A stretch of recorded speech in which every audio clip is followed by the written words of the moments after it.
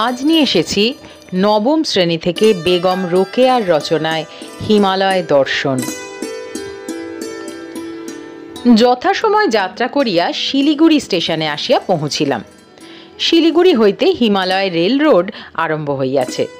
East Indian গাড়ির অপেক্ষা eastern Bengal রেলগাড়ি ছোট, হিমালয়ান রেলগাড়ি আবার তাহার অপেক্ষাও ছোট। ক্ষুদ্র গাড়িগুলি খেলনা গাড়ির মতো বেশ সুন্দর দেখায়, আর গাড়িগুলি খুব নিচু। যাত্রীগণ ইচ্ছা করিলে চলিবার সময়ও অনায়াসে উঠিতে নামিতে পারেন। আমাদের ট্রেন অনেক আঁকা বাঁকা পথ অতিক্রম করিয়া ধীরে ধীরে উপরে উঠিতে লাগিল। গাড়িগুলি কটাটটা শব্দ করিতে করিতে কখনো দক্ষিণে কখনো উত্তরে আঁকিয়া বাঁকিয়া চলিল। পথের দুই ধারে মনোরম দৃশ্য, কোথাও অতি উচ্চ চূড়া, কোথাও নিবিড় অরণ্য। ক্রমে আমরা সমুদ্র হইতে 3000 ফিট উচ্চে উঠিয়াছি। এখনো শীত বোধ হয় না, কিন্তু মেঘের ভিতর দিয়া চলিয়াছি। নিম্ন উপত্যকায় নির্মল শ্বেত কুজ্ঝটিকা দেখিয়া সহসা নদী বলিয়া ভ্রম জন্মে। তরু লতা ঘাস পাতা সকলই মনোহর। এত বড় বড় ঘাস আমি পূর্বে দেখি নাই। হরিৎবর্ণ চায়ের ক্ষেত্রগুলি প্রাকৃতিক শোভা আরও 100 গুণ বৃদ্ধি করিয়াছে। দূর হইতে সারি সারি চারাগুলি বড় সুন্দর বোধ হয়। মাঝে মাঝে মানুষের চলিবার সংকীর্ণ পথগুলি ধরণীর সীমন্তের ন্যায় দেখায়। নিবিড় শ্যামল বন বসুমতীর ঘন কেশপাশ, আর পথগুলি আঁকা বাঁকা সিঁথি। রেলপথে অনেকগুলি জলপ্রপাত বা নির্ঝর দৃষ্টিগোচর হইল। ইহার সৌন্দর্য বর্ণনাতীত। কোথা হইতে আসিয়া ভীম বেগে হিমাদ্রির পাষাণ হৃদয় বিদীর্ণ করিতে করিতে ইহারা কোথায় চলিয়াছে।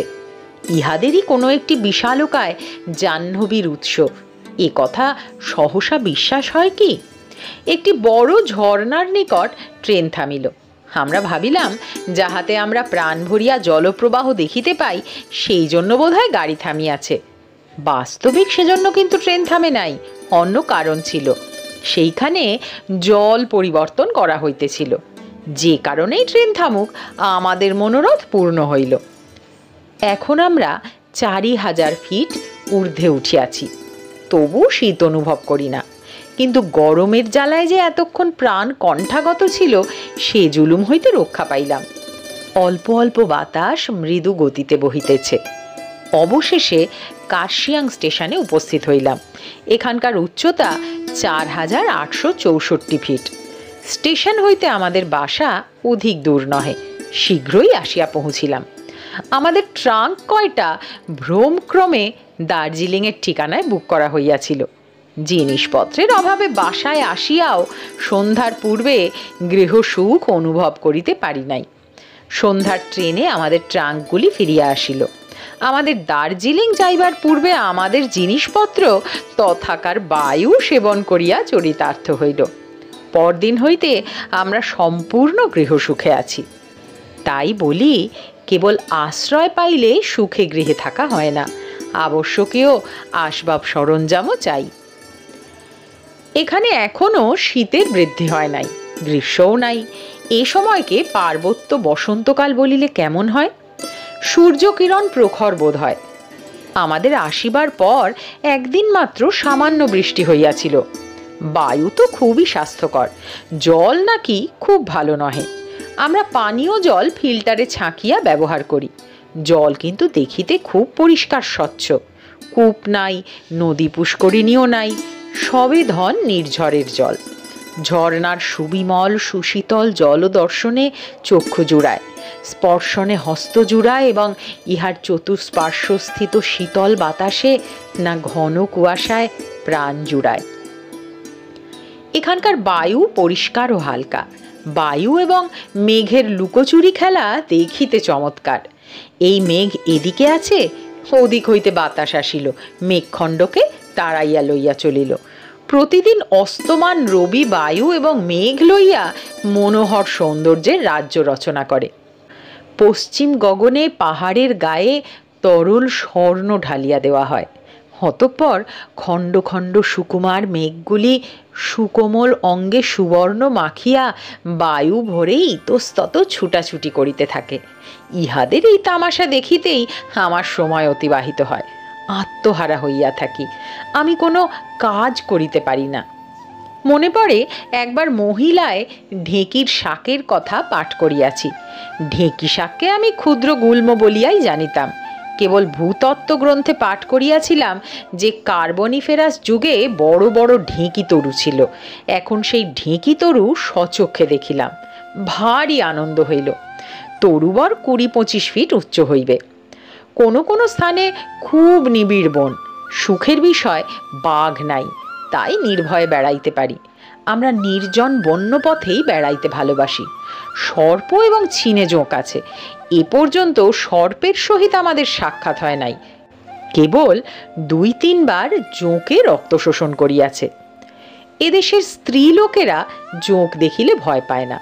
আমাদের ভুটিয়া চাকরানি ভালু বলে, জোঁকে কি ক্ষতি করে, রক্ত শোষণ শেষ হইলে আপনিই চলিয়া যায়।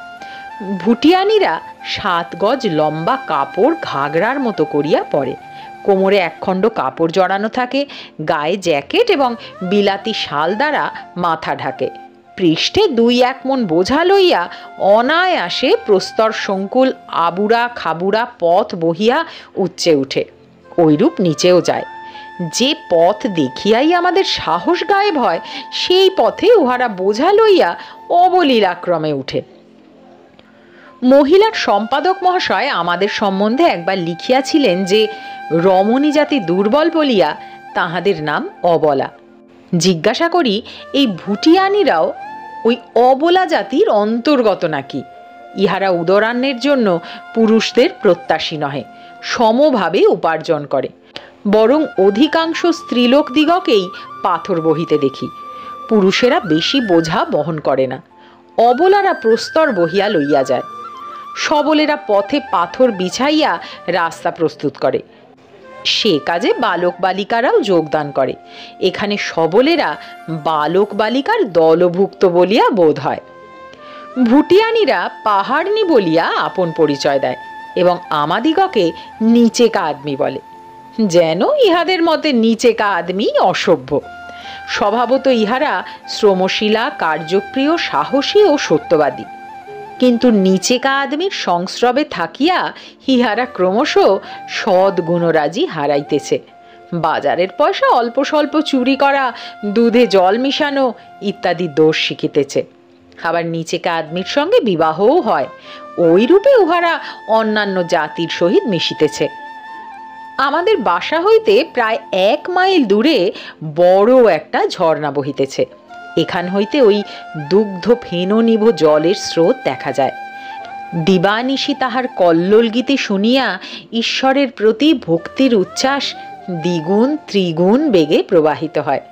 বলি, প্রাণটাও কেন ওই নির্ঝরের ন্যায় বহিয়া গিয়া পরমেশ্বরের চরণ প্রান্তে লুটাইয়া পড়ে না? অধিক কি বলিব, আমি পাহাড়ে আসিয়া অত্যন্ত সুখী এবং ঈশ্বরের নিকট কৃতজ্ঞ হইয়াছি। সমুদ্রের সামান্য নমুনা অর্থাৎ বঙ্গোপসাগর দেখিয়াছি, বাকি ছিল পর্বতের একটি নমুনা দেখা। এখন সে স্বাদও পূর্ণ হইল না, স্বাদ তো মিটে নাই। যত দেখি ততই দর্শন পিপাসা শত গুণ বাড়ে। কিন্তু কেবল 2টি চক্ষু দিয়াছেন, তাহা দ্বারা কত দেখিব? প্রভু, অনেকগুলি চক্ষু দেন নাই কেন?